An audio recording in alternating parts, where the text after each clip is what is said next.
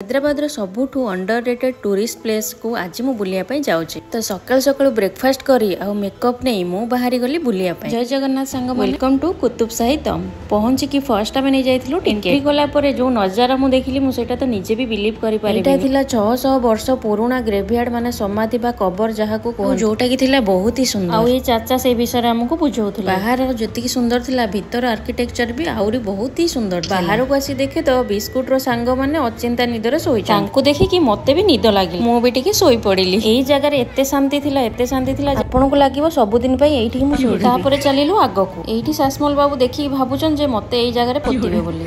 एते समय बुलिला परे आमे थकी गल। देन टिके चा पानी ब्रेक नै आमे खाइथुलु एई चिप्स टा। जेहेतु सासमल बाबू फोटो उठे उठे थकी जाय छन कहउचंदी सब चिप्स गुडा मोर। आ किछि मुहूर्त रे डब्बा पूरा खाली। भगवान की दुख हो छाड़ खाइकी टिके एनर्जी आसला परे पुणी आमे लागि पड़लु फोटो उठे। एते फोटो उठेलु जे जो राजा रानी माने एठी रेस्ट इन पीस हे भी परेशान हो। मु एते जिंस देखला पर आपण मो चैनल को सब्सक्राइब करंतु।